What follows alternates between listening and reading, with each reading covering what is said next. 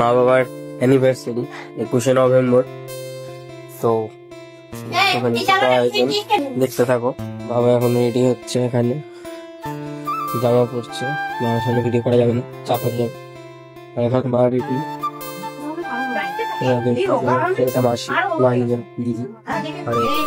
দেখো মা রেডি হচ্ছে আর ফটো তুলছে কেকের। খুব খুশি হয়েছিল মা। আর এই যে বাবা জামা পরতে পরতে চলে এসছে। কেক কাটার আগে একটা ফটোশুট চলছিল মা আর বাবার। তারপরে বাবা বলছিল যে স্পার্কিং ক্যান্ডেলটা জ্বালালে যদি ওটা বিছানায় পড়ে আগুন ঠাগুনের ব্যাপার আছে, তো ওই জন্য আমি ওই টেবিলের ওই কভারটা এনে নিয়েছিলাম। তারপরে স্পার্কিং ক্যান্ডেলটা জ্বালানোর সময় আমার ক্যামেরাটা অফ ছিল, তাই নেওয়া হয়নি ক্লিপটা। আমি এতটাই গাধা। এখানে মা বাবাকে কেক খাইয়ে দিচ্ছে, বাবা মাকে কেক খাইয়ে দিচ্ছে।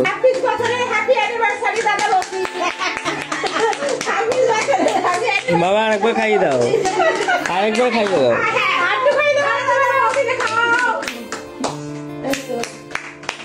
তো বিষয়টা বেশ ভালো। মাও খুব খুশি হয়েছে, সবাই খুব খুশি হয়েছে।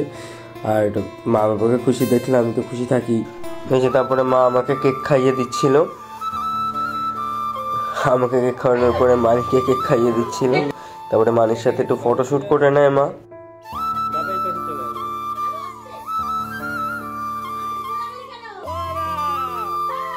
ভেবেছিলাম মা বাবা আর মানির একটা ছবি তুলে দেবো, কিন্তু বাবা আমাদের যে দুটো বিল্লো আছে তোমরা জানো, ওদেরকে কেক দিতে চলে যায়। সে ফাঁকে মা পাড়ার সবাইকে কেক ঠেক খাইয়ে দেয়। আর তারপরে এই যে এনার এখন ফটোশুট চলে।